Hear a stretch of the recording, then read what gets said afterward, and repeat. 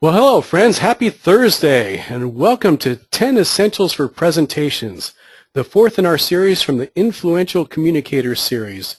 I'm Bob Martin from Workforce Management Classified Training. I'd like to congratulate you on taking some time out for our fourth Lunch and Learn in this series. Hey, before we get started, let's talk a little bit about the GoToWebinar interface in case you may not be familiar with it. You'll notice in the upper right-hand corner that you'll have a control panel for a GoToWebinar.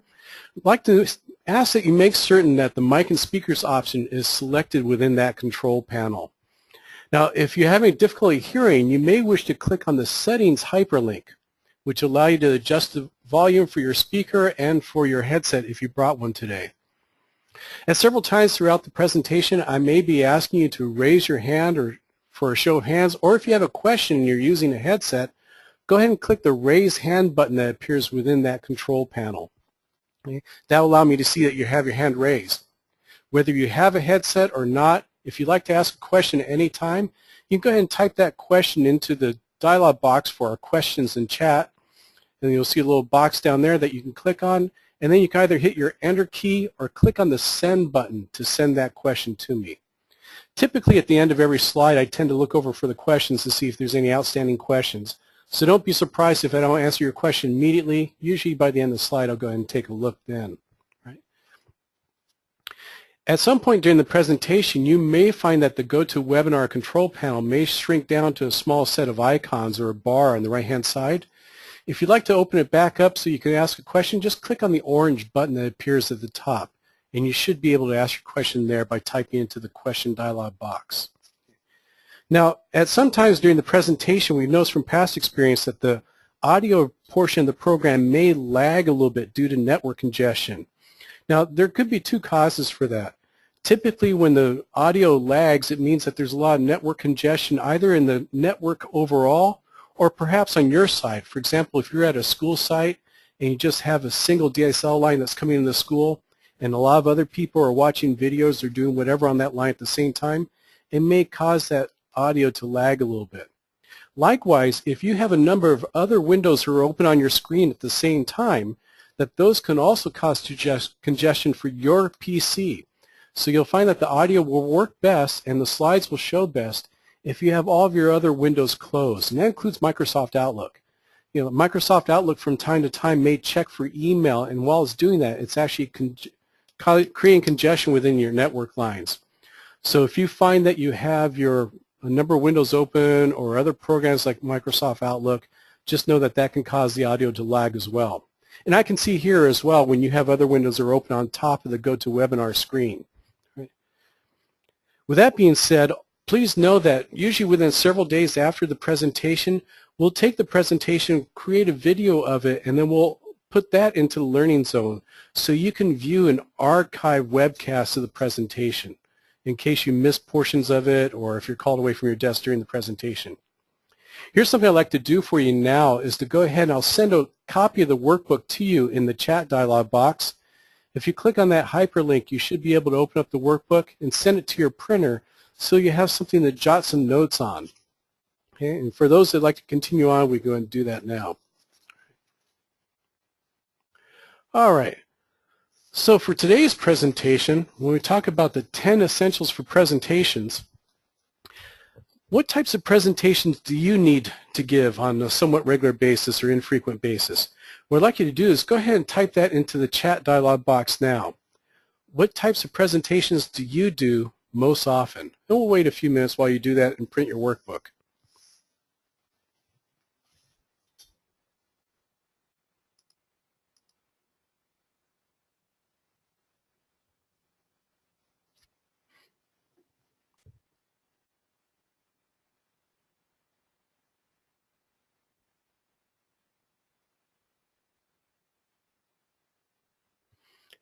All right. Perhaps you give presentations to other staff members. Do you try to train them on some things that you do within the office or office equipment or office procedures? Do you give any talks to parents, perhaps? To speak to parent groups?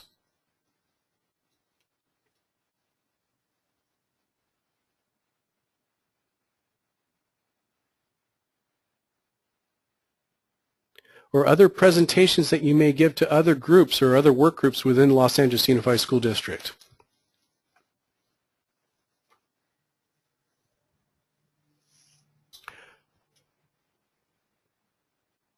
All right, with that being said, and while a few of you are still printing your workbooks, some of our objectives today, what's our target? By the end of this session, you should be able to list the 8 essential factors to consider when preparing a presentation. What's most important? To be able to separate the forest from the trees. You'll also be able to adjust your presentations for different types of audiences, and we'll talk about the different types of audiences that you may face. You'll also be able to rehearse presentations to become even more effective with those audiences. Good practice makes good performance. You'll be able to demonstrate how to respond to questions based on the type of question you receive, and also the type of questioner. We'll talk about that. And you'll also be able to identify how to deal with stage fright. You'll be able to describe how to respond to difficult situations while you're presenting, okay? When things don't go as planned or as well as we'd like to have them go, or when the audience doesn't respond as we'd like them to respond. You know, in a study, and you may have heard this before, they say most common fears that people have, they usually list the fear of public speaking is usually listed as number 1 or number 2 when queried.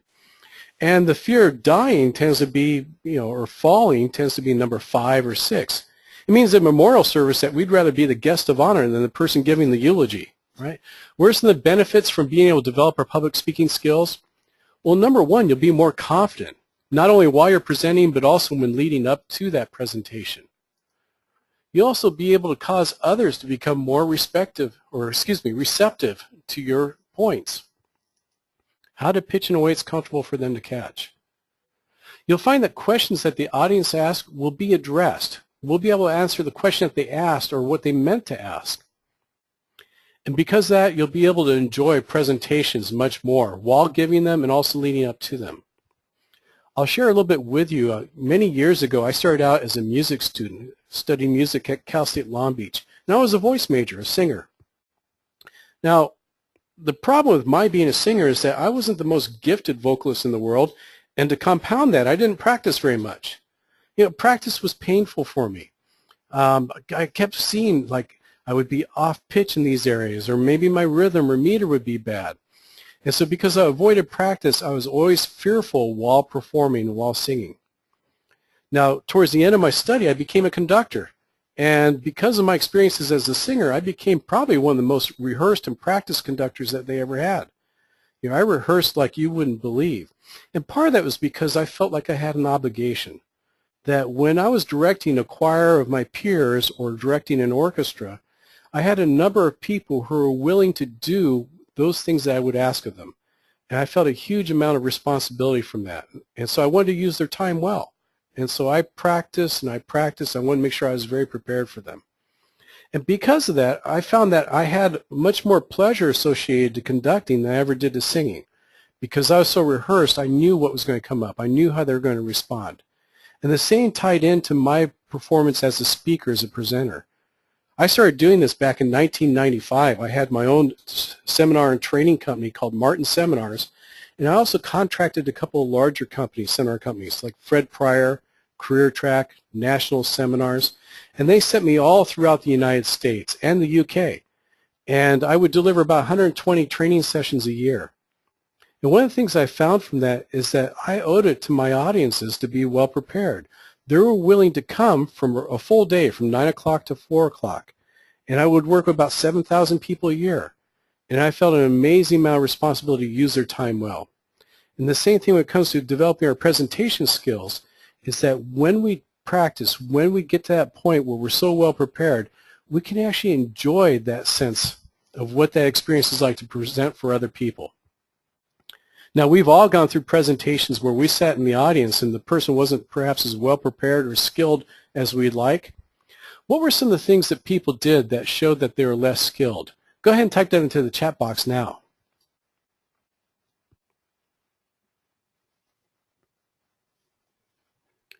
For those people who are less skilled, Hey Lee, I see that you just entered a question that your audio doesn't seem to be working for you. Two things you can do. You can click on the settings hyperlink that is right next to the mic and speakers option within your control panel, and also check to make sure that your audio is turned on in your computer and your speakers are plugged in or your headset's plugged in, whichever one you're using. Other than that, you may have to ask somebody within your office who's skilled to be able to help you with that. All right? I'm sorry that you're having difficulty there. For the rest of you, think about those presenters that you've dealt with in the past. Who are the ones that were less skilled? What were the types of things that they did?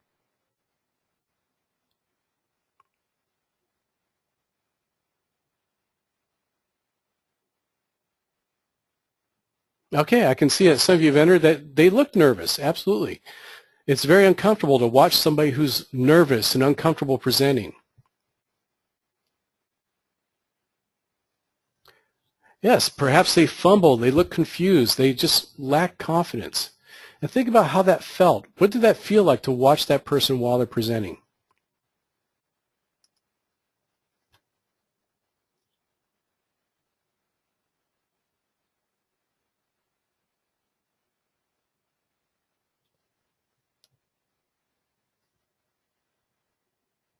Other suggestions that you may have for less skilled speakers, what were the things they did that showed that they were less skilled?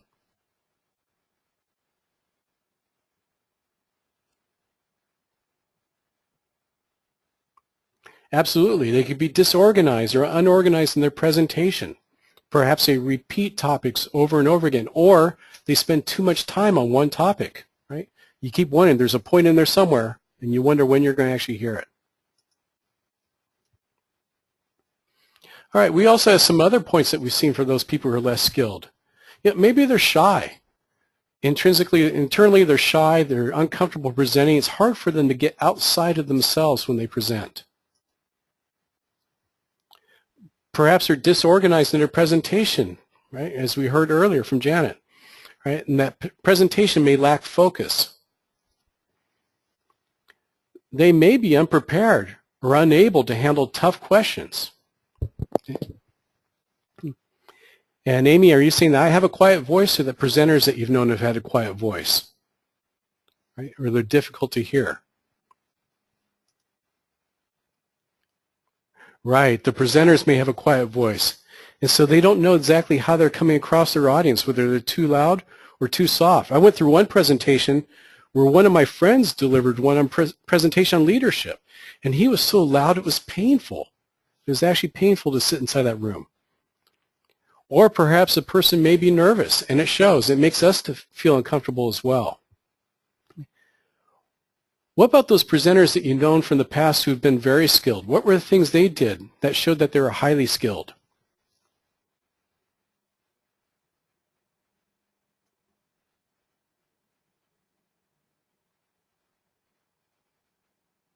And you can type those responses into your question or chat box.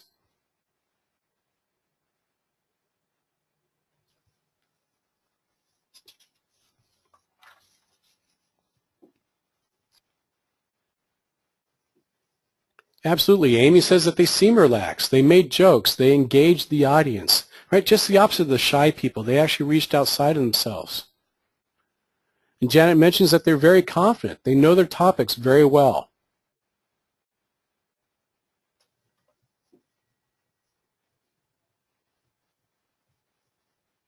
Absolutely. So you just mentioned that they look like they care, right? You can actually tell that they care about their audience and care about them getting the information that they came to send out to them. Some elements that we see from skilled speakers is that they're effective. They're effective in a variety of presentation settings. They can do a small talk, or they can do a large group, or even dealing one-on-one, right? They can present to their peers as well as their superiors. Yes, for Marissa, we see that they can ask for audience participation at appropriate times, right? They know when to stop and take a temperature within the room to see how people are doing. You know, are they understanding the content? Do they need more information? They know how to pull questions out from people, right? Some other things that we see from more skilled speakers. We know that they're effective both inside and outside of the district. They can speak to groups perhaps within district personnel or outside within parents or community groups. They can speak on both controversial and non-controversial topics. right? The controversial ones, they can handle those with skill, right, and really work with an audience to have a productive outcome. For the non-controversial topics, they find ways to make that interesting, don't they? They can command attention, and they can manage groups. Group management is a major portion of giving a presentation, to be able to catch everyone's attention and to direct it in one area. We also find that they're flexible, that they can change tactics easily when one tactic isn't working. They know when to be strong and emphatic, and they also know when to become quiet and more thoughtful. They change pace, they change tone. When an audience seems to be argumentative or having a difficult portion of the topic, they know when to switch from delivering the topic to feeling the needs of the audience, right, to facilitate and to hear more from those groups, to get that out in the open. Now, as we had in our previous sessions, we talked about those who are less skilled and more skilled, and there's some people who overuse their presentation skills, right? Those are the people that may have more style than facts or substance. They may be a laugh riot. They're very entertaining, but there's very little information really coming out. They may rely on improvisation instead of preparation. They just show up. They wing it. Perhaps they don't value the audience's time as much, and so they don't spend a lot of time preparing and caring for that audience. So some possible causes we may find, for example, we mentioned earlier, for those who are less skilled, they may be shy, and it's hard for them to reach outside themselves. I told you about my early music background. I had a mentor and a professor from Cal State Long Beach that said that if you're focused on being nervous when you're performing in front of a group of people, you're not focusing enough on the audience and on the music. You're focusing more on you. And that those presenters who focus on their topic and on the needs of their audience, they find that they have fewer feelings of shyness because they're so focused outside of themselves, they're really not as aware of what goes on inside. For those of you that have delivered presentations in the past, have you found that there are times when you didn't feel particularly good when you started the presentation? You may have felt ill or a little bit under the weather, but as soon as you started the presentation, you became less aware of your own illness and more focused on the topic and the group. That's how we reach outside of ourselves.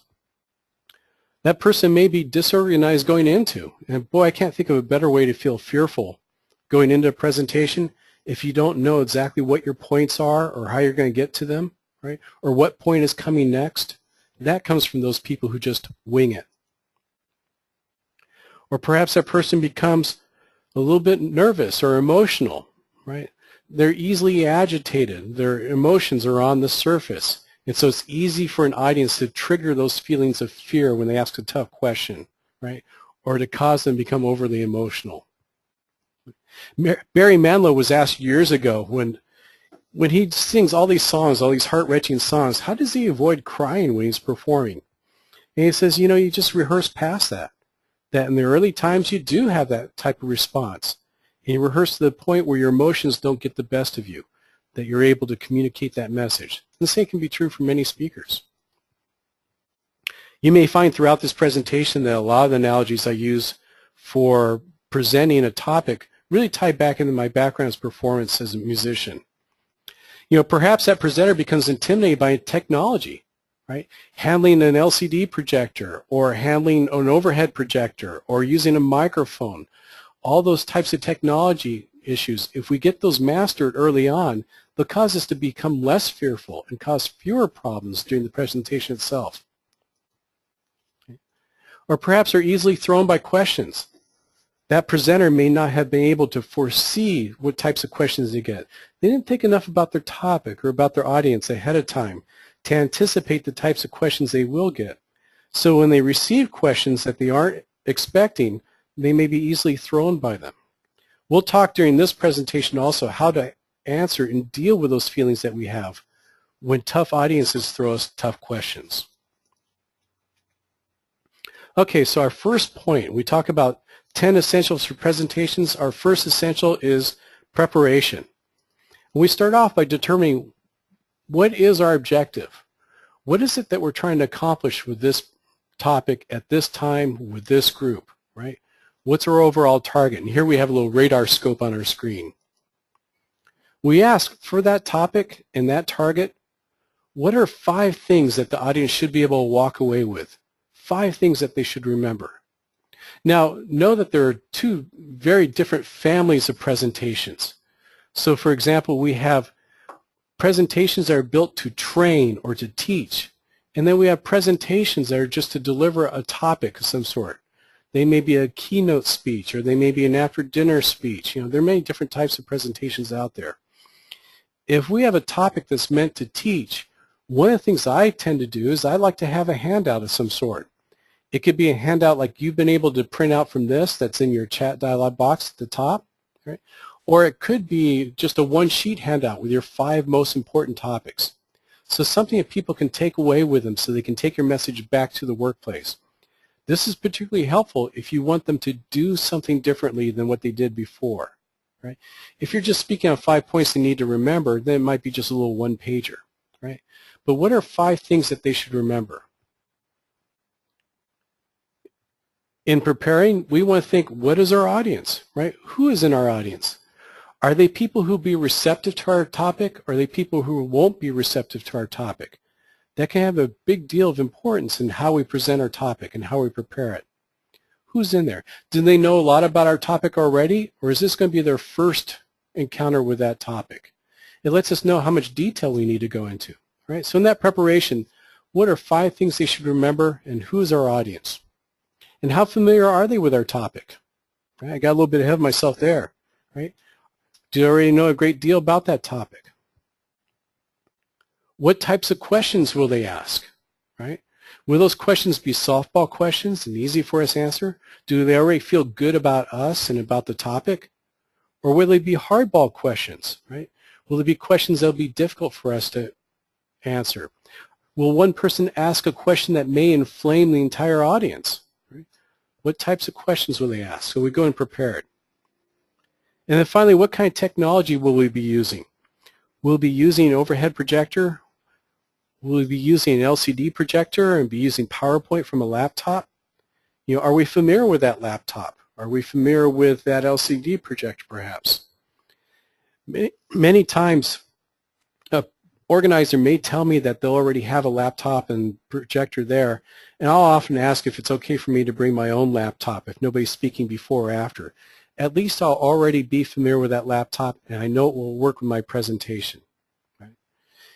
Here's a hot tip that's usually not part of this presentation, but if you know that you're going to be storing your presentation on a flash drive and taking it to another computer, usually when you save your version of PowerPoint, if you save it as a version of 97, PowerPoint 97 to 2003, that will play on most other computers.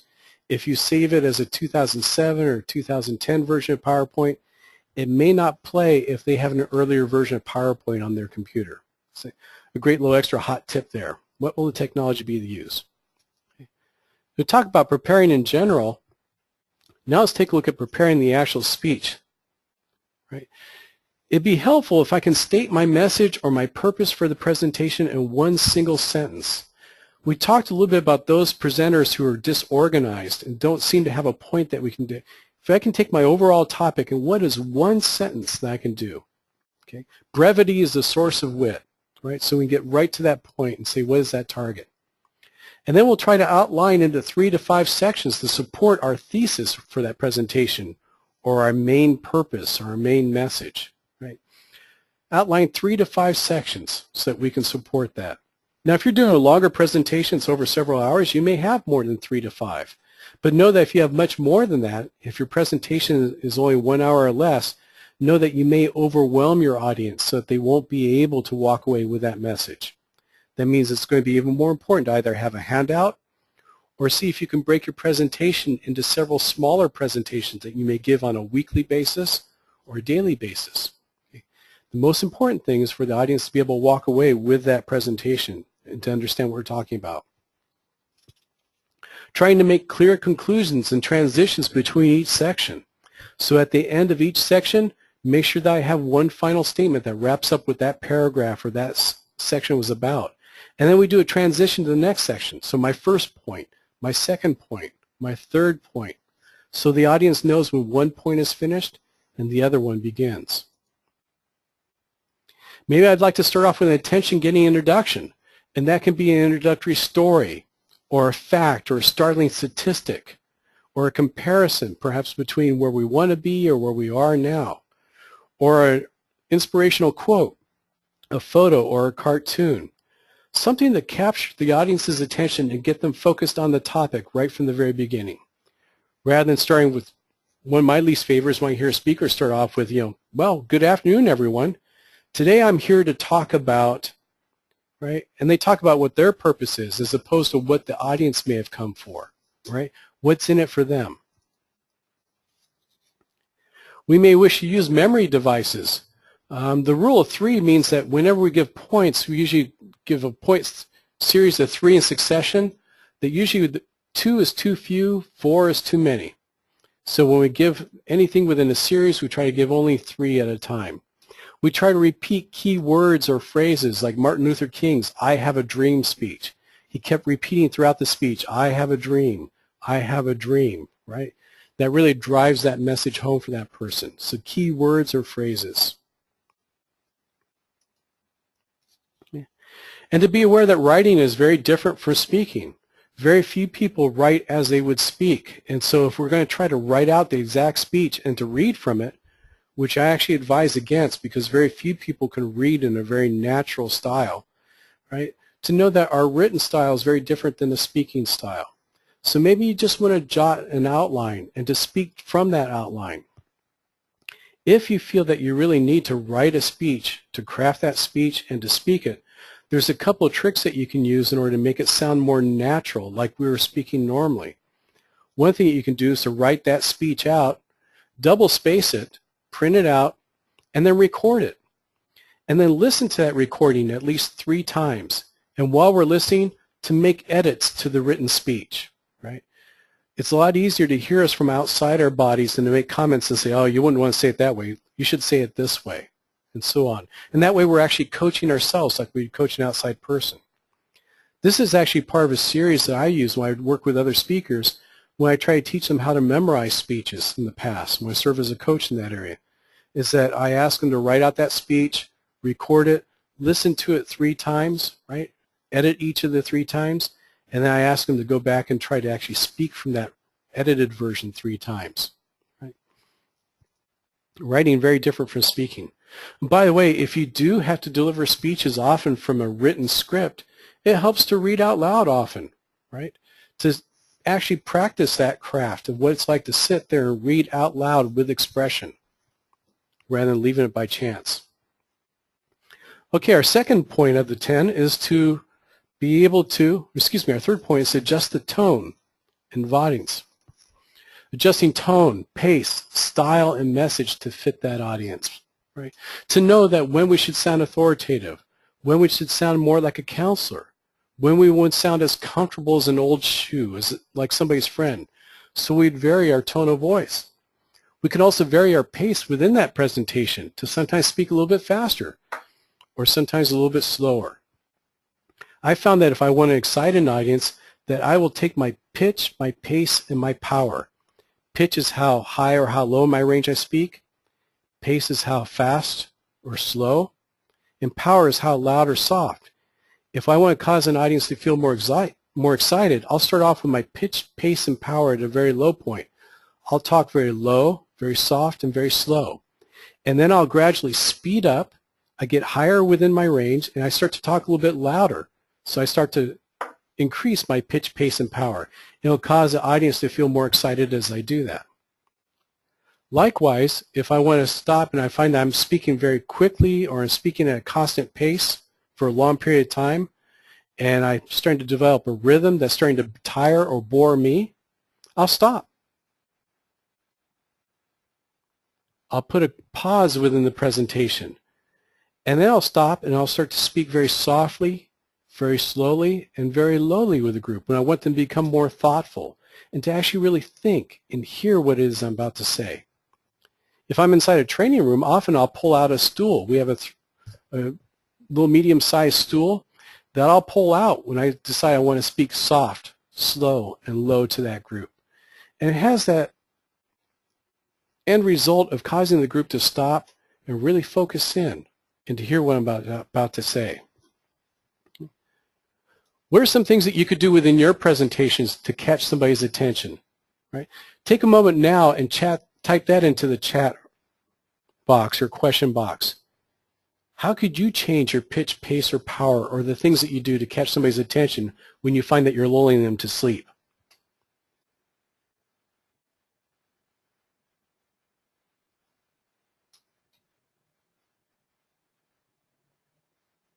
Great suggestion. Yes, you can change your body posture, right? Suddenly move to a different part of the room if that's necessary, right? Absolutely. Or you could step closer to your audience. You can absolutely do that.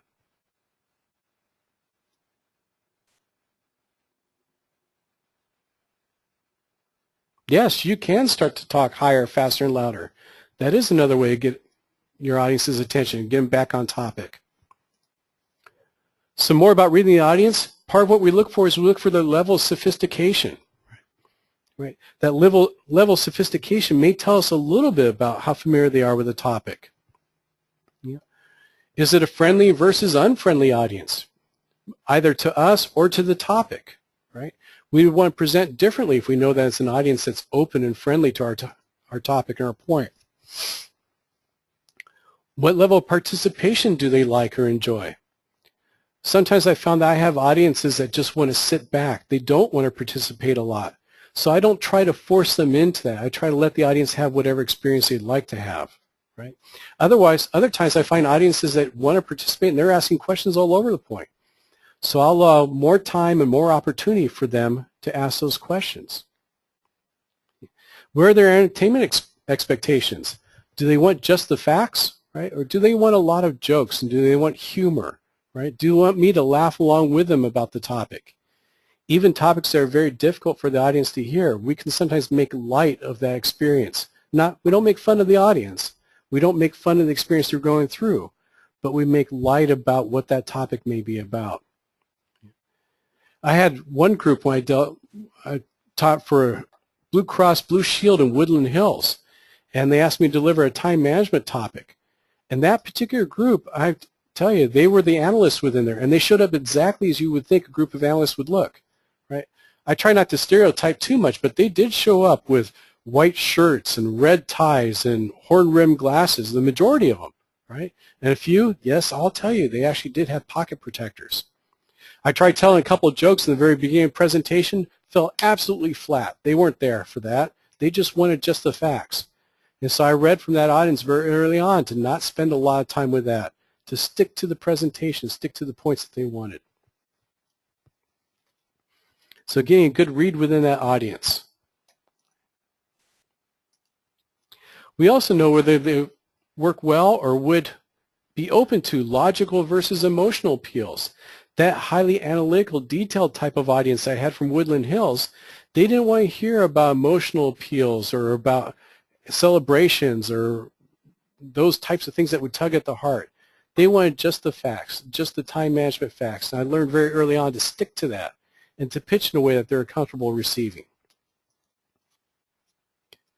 When we talk about rehearsing, this is our fourth point within the 10 points.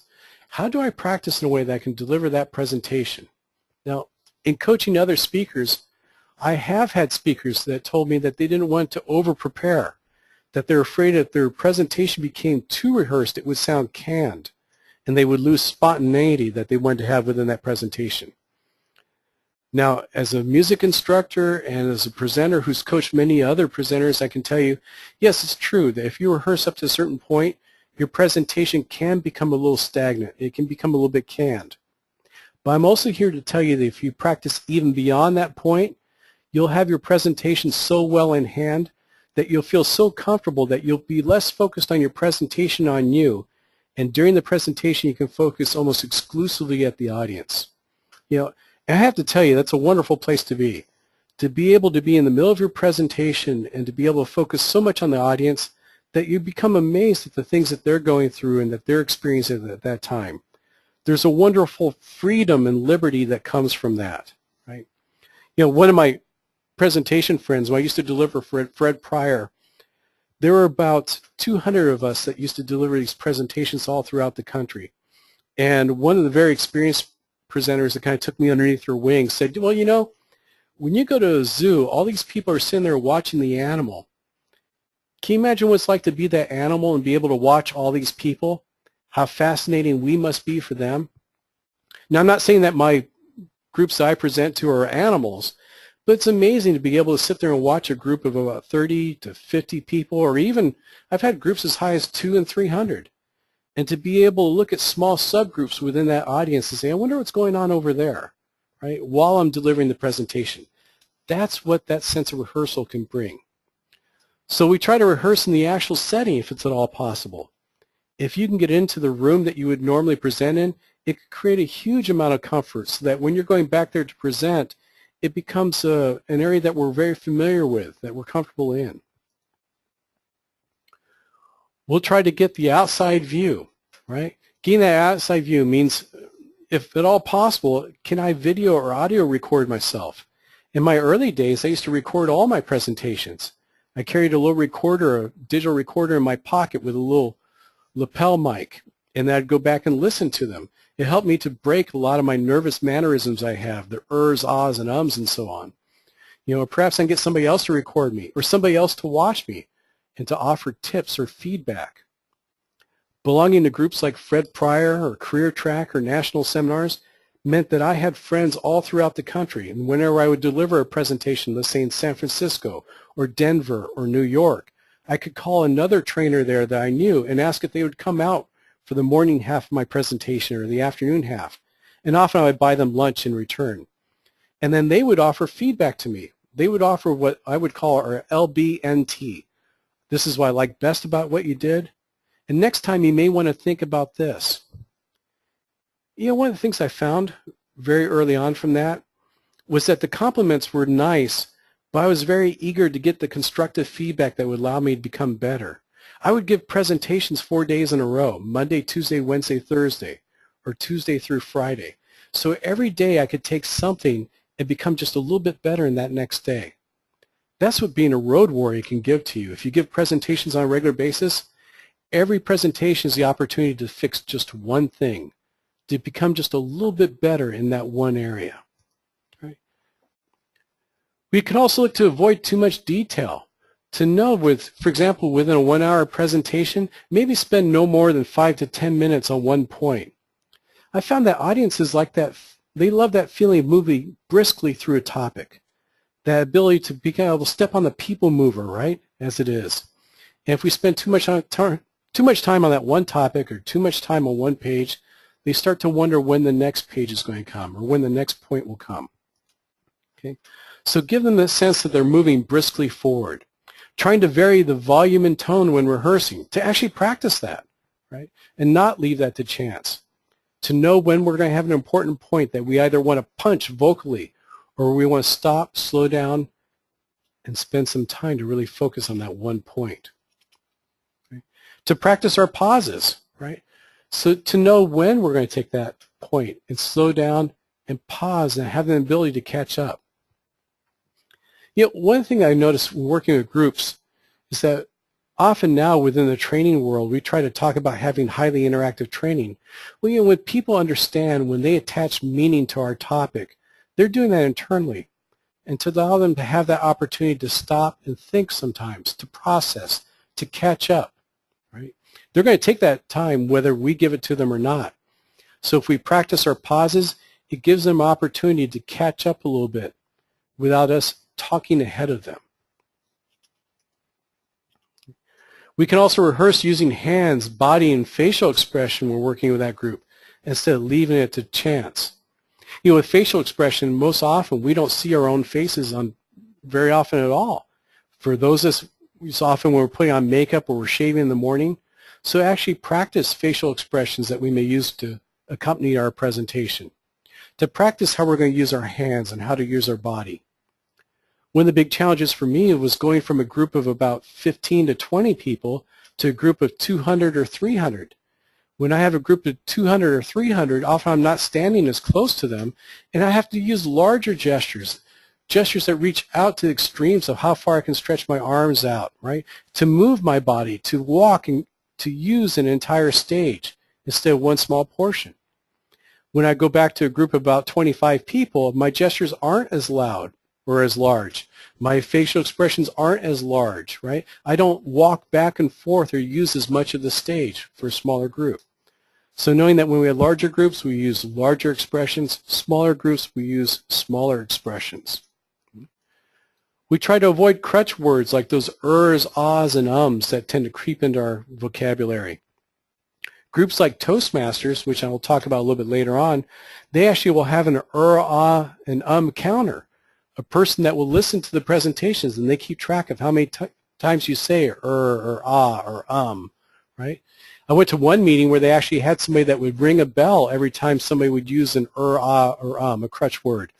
And it became amazingly frustrating to get through a speech. And to avoid loaded words or phrases, what I call verbal landmines, those things that we know will set our audience off. You know, when we rehearse, we have an opportunity to say something and we recognize, okay, that's not going to be a good choice for that audience. Well, isn't it so much better that we do that within our preparation, our rehearsal, than to actually do that in front of the audience? So it allows us to become aware of, okay, that's not going to go over well at all. I want to avoid that word or that phrase because it's going to be very sensitive. Like telling people that they're wrong, right? Or to telling people that they're mistaken or they just don't get it or they just don't understand, right? I know that people are going to become reactive to that. So rehearsal allows me to become aware of what those words and phrases are and to avoid them before I even step on that verbal landmine for the other person. Which brings us to the topic of questions, our fifth point within that 10 points. One, to recognize that all questions are good, even the tough questions, even the loaded questions, because they tell us something about the audience. You know, I believe that there are about 3 levels of speakers out there and presenters. You have the very inexperienced, you have the ones that have some moderate experience, and you have the highly experienced ones. You know, the ones who have no experience, they don't even know how to address questions and start at all. So they just go out there and whatever comes out, comes out. The ones that have moderate level experience, they know that they can do certain things to shut an audience down so they don't ask questions. They know how to adjust their pace that will cause people to not feel like they have a way to step in. They know what to do with their body language because they're afraid that some questions may come out that they'll have a hard time answering. The advanced speakers, the A-level speakers, they know that if there's a question out there, they want to bring it out, even if it's going to be tough, even if it might inflame their audience, because that person is often expressing something that the entire audience is feeling, right? They're bringing out the elephant in the room. And those highly experienced speakers know how to take that question and to address it and to deal with that, right? So we plan for our 10 most likely questions. What are the most likely questions that they'll ask? The very first presentation that I attended before I started working with the professional speaking circuit was a topic on Microsoft Office. And this woman gave the presentation at the New Otani Hotel here in downtown. And she had about 100 people in her audience. And I was just amazed at how well she dealt with the questions, highly technical questions about Microsoft Office. And I sat down with her afterwards and I asked her, I said, Jeanette, how did you answer those questions so well? And she said, you know something, we get about the same 10 questions all the time, right? That when you deliver a topic again and again, you find that you get the same questions again and again, and so I'm prepared for them. I already know what kind of response I'm going to give. Can you imagine the peace of mind that she had in delivering that topic, knowing ahead of time what her audiences were going to ask? If you don't know or you can't dream up the most likely questions would be, ask the type of people who would come to your audience. Tell them what your topic is and ask what they'd be most inclined to ask. And then decide if we're going to answer that question when it's asked or if we're going to ask them to hold questions till the end. I've seen many presentations when they'll ask the audience to hold their questions till the end so that the speaker won't be so peppered with questions that they won't be able to get through the presentation. I find for my own personal preference, I like to answer the questions when asked if at all possible, because I know that that person has a need to have their question answered. And if I ask them to hold their question till the end, they're still thinking about that question, or they may even forget the question. So I try to let my audience ask questions as they're asked. This is why I tell you at the end of every slide, I'll pause for questions if you've asked any, right? So that person can get their need met. If I know that what they're asking or what they've just asked as a part of the presentation, I'll tell them, you know something, I'm going to speak on that probably in about 1 or 2 minutes. Can I answer that then, so everybody gets the answer at that point? And often the person is okay. And because they've given me permission, they often feel better about me putting off their question till later, right? So to know ahead of time when you're going to take the answer, whether you're going to answer questions then or later. To repeat back that question in case other people in the audience hadn't heard it, right? So the person may be a soft speaker and they ask their question, and if I start to answer it right then, the rest of the audience may not know what my answer pertains to. My very first training session in Las Vegas, I taught Microsoft Office for a group of about, I think it was 150 people. And I wasn't aware of this. I was on a microphone. I was wearing a little lavalier mic. And so I was amplified, but the audience wasn't. And people from the audience would ask a question, and I would go ahead and just start to answer it. And I was amplified so everybody could hear my answer. About 2/3 of the way through the training day, a very large gentleman is sitting dead center in the group, yelled out very loudly after a question. He says, "Would you please repeat the question so everybody can hear the answer?" And so I took the microphone and I held it up to my mouth. I said, "What the gentleman asked is if I could please repeat the question." Well, he said it so loud everybody heard that. It got a good laugh from the audience, but boy, I knew from that point forward that I needed to repeat the question so everybody else could hear it. And to ask clarifying questions if necessary. Clarifying questions means to ask who, what, when, where, why, or how questions.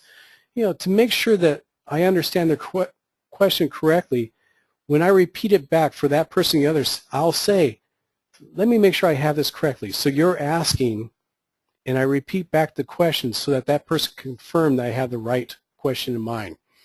Sometimes we'll answer a question that that person didn't ask because we misunderstood what it was that they said. In my rehearsal, I may practice brief answers, right, to try to very briefly answer their question so I can get on to the next point. And I'll ask, did what I just say answer your question? Was that what you're looking for? So that they can confirm or correct. So I make sure that I answer the question that they asked. If that person keeps coming back with repeated follow-up questions, you know, I may say, I'm sorry, I can't seem to give you the answer you're looking for. Let's talk during the break, okay, or let's talk one-on-one, right? And so I may ask them to separate out so it doesn't become a dialogue between me and just that other person, right? And so I'll ask them for that follow-up. Okay. I also may ask, I'll admit, when I don't know the answer. You know, perhaps they ask a question and I may not have all the information, or it was a question that I wasn't anticipating. So I may ask them, say, can I follow up with you one-on-one, right? And then I'll go and do the research. I'll provide the answer either for that person or for the entire group. Now be aware that that can't become a crutch for all the questions that we deal with, right? And so that we need to know our topic, but it's perfectly okay to not know the answer to all the questions and to know when we can follow up one-on-one. Do you have questions that you're afraid of, or questions you may have about dealing with those questions? And if you have those, go ahead and type them into the chat box and we'll deal with them now.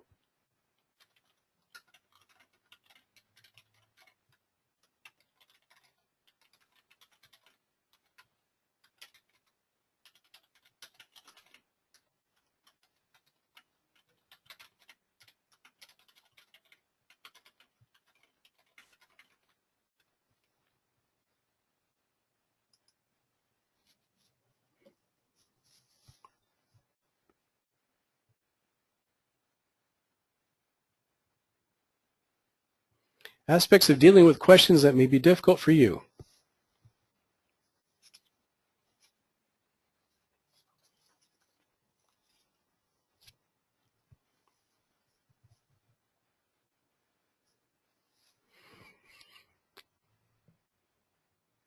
All right, we'll move on. Okay, dealing with stage fright, our 6th of the 10 elements of effective speaking. We want to recognize that being nervous is normal, right? To have those butterflies in our stomach. What are the types of feelings that you get when you're feeling a little bit anxious about a presentation? What are the physical feelings that you get? Go ahead and type those in the chat box now if you will.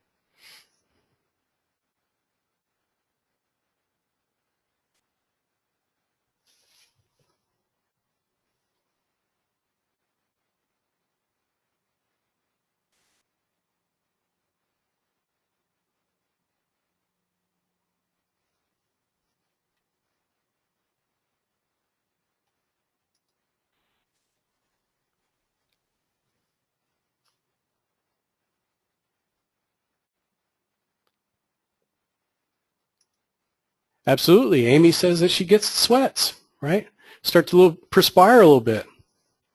By the way, that perspiration aspect, I participated in a study with music majors one time about performance anxiety. What was a curious thing that came about from that study was that often, at least in that study, they found that the thing that the person needed the most is what would cause them the most difficulty. So for example, singers would get butterflies in their stomach, which would mess up with their breathing.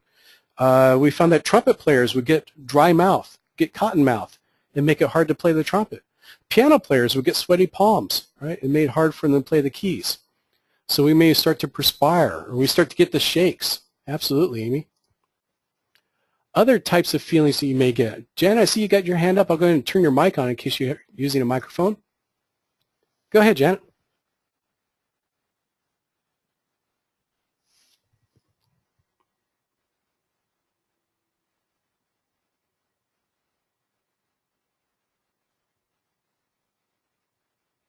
Okay, Janet, your mic is on. I'm not hearing anything from you.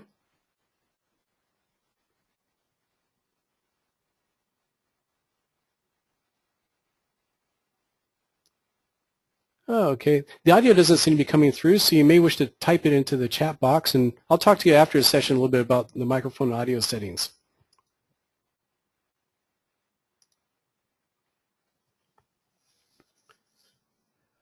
Other feelings that you may get from anxiety or stage fright. What are the physical feelings that you have?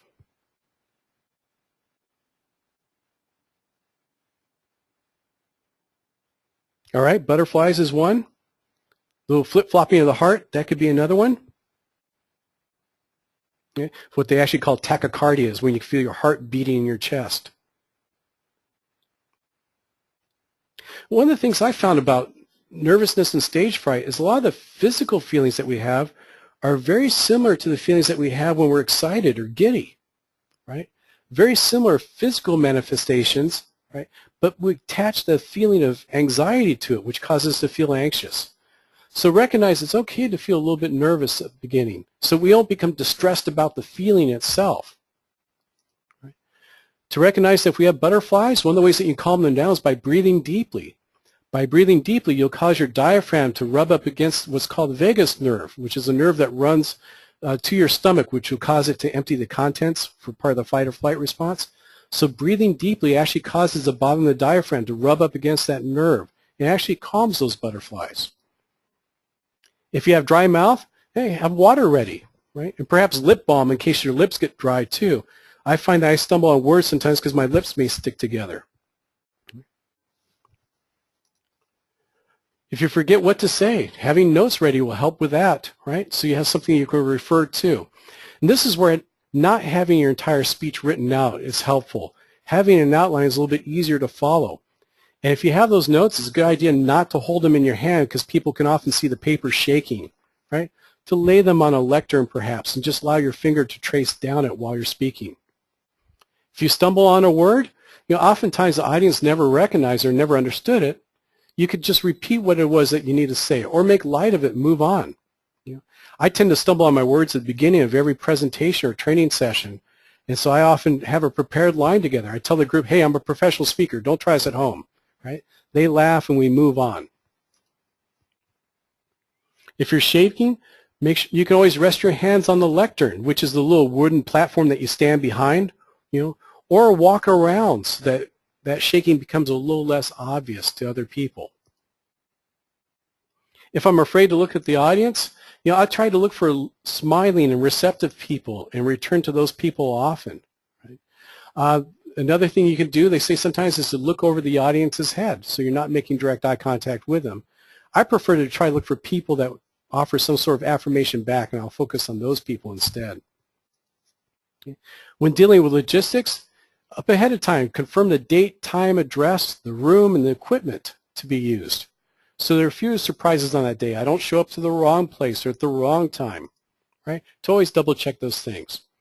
If possible, I try to survey the room in advance. Am I speaking in a conference room, which is what we have shown here, right? Or am I speaking in a room that will be set up classroom style, where everybody's facing towards the front with tables, or theater style with seats but no tables, right? What type of room am I going to be working in?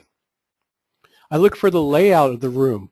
Is the door on the front where people are going to walk in late and walk in right where I'm standing there talking, or is it towards the back?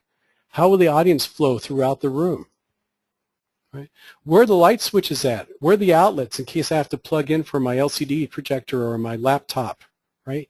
Heating and ventilation controls. Right? Is there a thermostat in there that I can control? Right? Can I keep an eye on it so that one of my audience members doesn't change the thermostat? I found from working with groups that most women are usually comfortable at a temperature about 72, and men tend to be comfortable at a temperature about 69 within a room. I found that men won't complain, but women won't, or women will, so I tend to keep the room about 72 degrees. I know that if I'm working within a room, if I'm a little bit warm, if I'm starting to perspire slightly, it's usually about the right temperature, right? And it's more about the audience than it is about me. If I'm using slides, to have less writing on it rather than more. Try to just have the bullet points, the key words or phrases instead of entire paragraphs. I try to avoid, I almost did it here, reading the slides to them, right? To talk around the topic perhaps. I try to use handouts if I want the audience to actually be able to walk away with the content or with our main points. Some presenters wish to hand out the handouts after the fact so people can take them away with them. If I'm giving a lot of information where they're going to write on that handout, I try to give it to them ahead of time. Try to avoid looking at my watch if I'm keeping track of time. I try to put a clock somewhere where I can see it in the back of the room. If possible, I try to keep the clock out of the view of the audience so they're not sitting there watching the clock. I'll turn my watch around so that the face is on my wrist so I can peek at it while I'm holding my hand out, if possible. And avoid turning your back to the audience. Boy, I learned that when I was a high school teacher, right? Never give them your back. And it's also impolite to do so. So if there's any way that I can kind of cheat so I'm facing towards the audience, I may gesture towards the screen that's behind me by facing the audience while I'm doing that. If I walk towards my audience, I pull out that little stool like I talked about earlier on.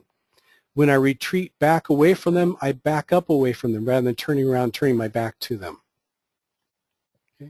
So effective use of time, monitoring time throughout that presentation, right? Keeping an eye on the clock or the watch to see how you're progressing throughout that presentation. Try to avoid going over the time limit. It's okay to finish a little bit earlier. As a matter of fact, your group is often pleasantly surprised if you do. If you go over, often they're looking at their watch as you're approaching the end. Try to keep that presentation moving forward. I think in the terms of a people mover like you may see at Disneyland or at some airports, a horizontal conveyor belt that people step on to move them efficiently. You notice how it moves a little bit faster than a fast walk? And so I try to give them that sense when we begin the presentation, they just stepped on the people mover and now we're moving forward through that presentation. Rather than racing through my material, I keep in mind what can I throw overboard. I'll share fewer personal stories or anecdotes and stay focused more on the content rather than trying to race through it all at the same pace. In dealing with hecklers, those people in the audience that may have an agenda, their own agenda or hidden agenda, when the person first asks a question, I try to be consistent, and I consistently ask for their name so I can use their name when I respond back to them. When the person gives their name, they're no longer anonymous within the group. And so they're less likely to want to heckle you because now it's evident who is doing the heckling. They're known by name. I try to acknowledge their feeling. If they're frustrated about something, I'll acknowledge that before I give the answer. I can see that you're very frustrated by that. Or I can see that that's painful for you or it bothers you, right? They often don't care how much we know until they know how much we care. I may ask clarifying questions, right, to make sure I really fully understand their question before I provide an answer.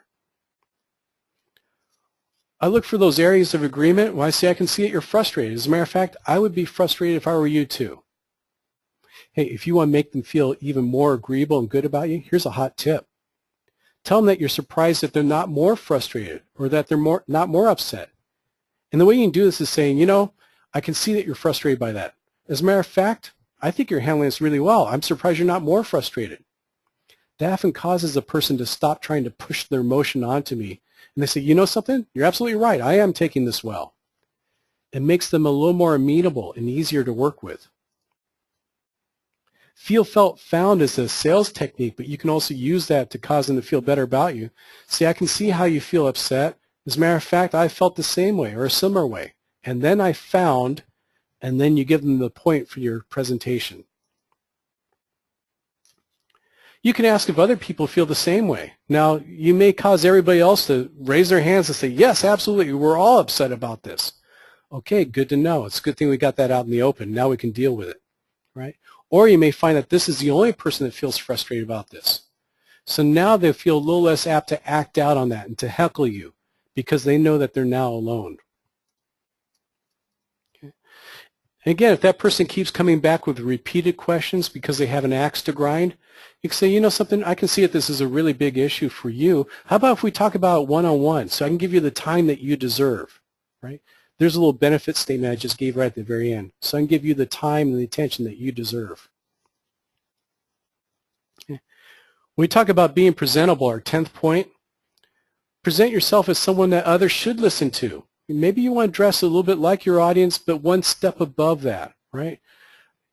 And I want to sound authoritative. I want to sound knowledgeable, right? Am I using their time in a good way? I mean, I need to come prepared. I need to be organized in how I deliver my presentation. So I've earned the right to stand in front, to have their attention for that time. And I can now handle technology so they don't have to sit there and watch me sweat or watch me fumble with it, right? I've earned the right to present to this group. To respond to questions or interruptions in a way that shows that I've earned the right to present to that group. Okay. I try to approximately mirror the audience. If that group comes in and they're very formal, then I come in and I speak and present to them in a more formal manner. If they're relaxed and they're joking around themselves, I'll relax and I'll be a little more jovial when I'm presenting to them. Right? We're most comfortable with people who are like us in some way. Right? So putting this all together, 1, preparing ahead of time.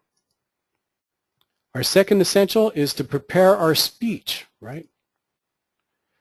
Our third essential is to be able to effectively read the audience and to change and adapt to what's in front of us. Our fourth essential is to rehearse and practice so we come well prepared. Our fifth essential is to deal with questions and to be prepared for those questions. Our sixth essential is to deal with our own stage fright so they don't have to watch us being uncomfortable in front of them. Our seventh essential is to deal with the logistics so we come prepared and everything runs smoothly for the audience during that presentation. Our eighth is to manage our time well, never too long nor too short. Our ninth is to deal with hecklers, to come prepared for those people that may have an axe to grind. And our 10th is to be presentable in dealing with those audience members. Okay. So those are our 10 essentials for dealing with presentations. What I'd like to do is to send out an evaluation to you. It means an awful lot to me to get your comments. If you click on this link, you can fill out this form and email it directly to me. That way I'll know your hot tips and how to make these more effective to you in the future. Okay. This is our 4th series from the Influential Communicator. I notice that many of you have come to many of these sessions. I want to thank you for that, for investing in yourself and in us. Look out in the Learning Zone for future upcoming webcasts, and you'll see an archived version of this webcast in the future as well. Okay? Hey, I want to thank you for your participation. I'll stay as long as you have questions. You're welcome to jot those in. Thank you, Amy. And I look forward to seeing you in the future. Thanks for playing along.